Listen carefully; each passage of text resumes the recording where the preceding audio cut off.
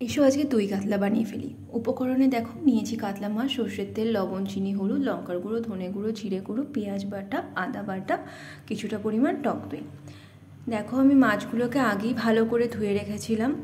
আমি এখানে 3 পিস মাছেই দই কাতলাটা বানাবো, তোমরা চাইলে আরও বেশি মাছও নিতে পারো। এবার মাছগুলোতে আমি ভালো করে নুন হলুদ মাখিয়ে নিচ্ছি। মাছগুলোকে আমি ভালো করে নুন হলুদ মাখিয়ে নিলাম। এবার আমি কড়াইতে কিছুটা পরিমাণ সর্ষের তেল দেব গরম করতে। তেলটা কিন্তু ভালো করে গরম করতে হবে।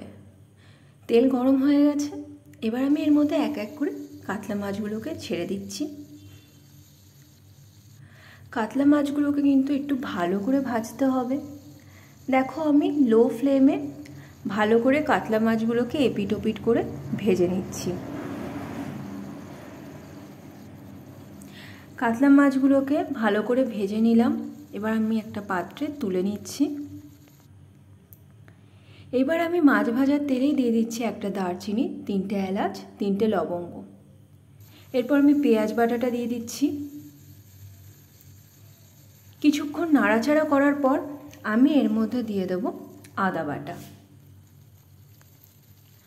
আদা বাটা দেওয়া হয়ে গেছে, আবারও একটু নাড়িয়ে নিচ্ছি।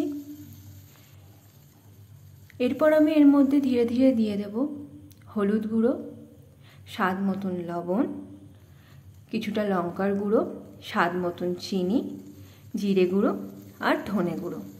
লঙ্কার গুঁড়োটা তোমরা যদি অ্যাভয়েড করতে চাও সেক্ষেত্রে কাশ্মীরি রেড চিলি পাউডার ব্যবহার করতে পারো, আর ঝালের জন্য তোমরা কাঁচা লঙ্কা বাটাও দিতে পারো।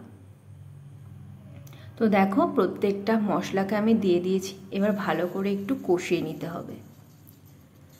ভালো করে মশলাগুলোকে কষিয়ে নিয়েছি, তেলটা একটু একটু ছেড়ে এসছে। এরপর আমি এর মধ্যে দিয়ে দেব কিছুটা পরিমাণ টক দই। দেখো আমি টক দইটা দিয়ে দিয়েছি। এবার ভালো করে মাখিয়ে নিতে হবে। ভালো করে আমি মাখিয়ে নিচ্ছি। গ্রেভিটা ফুটে আসার পর আমি এর মধ্যে একটা একটা করে কাতলা মাছগুলোকে দিয়ে দিচ্ছি।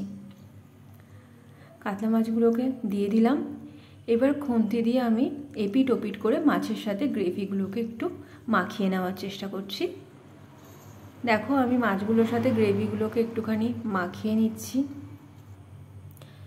বেশ কিছুক্ষণ এভাবে ফোটার পর সামান্য পরিমাণ জল দিয়ে দিলাম। তোমরা যদি গ্রেভি কম খাও সেক্ষেত্রে জল না দিলেও চলবে। এবার একটু নাড়াচাড়া করে আমি 5-7 মিনিটের জন্য ঢাকা দিয়ে দেব। 5-7 মিনিট পর ঢাকনাটা খুলে নিচ্ছি। দেখো গ্রেভিটাও ফুটে এসছে, মাছগুলো কিন্তু ভালো মতন সেদ্ধ হয়ে এসছে। ব্যাস আমার দই কাতলা তৈরি হয়ে গেছে একদম। আমি এবার এটাকে সার্ভ করে নিলাম। রান্নাটা তোমাদের কেমন লাগলো অবশ্যই জানাতে ভুলো না। আর ভিডিওটা যদি তোমাদের ভালো লেগে থাকে তাহলে অবশ্যই একটা লাইক করে দিও, শেয়ার করে দিও, সাবস্ক্রাইব করে দিও। Thank you.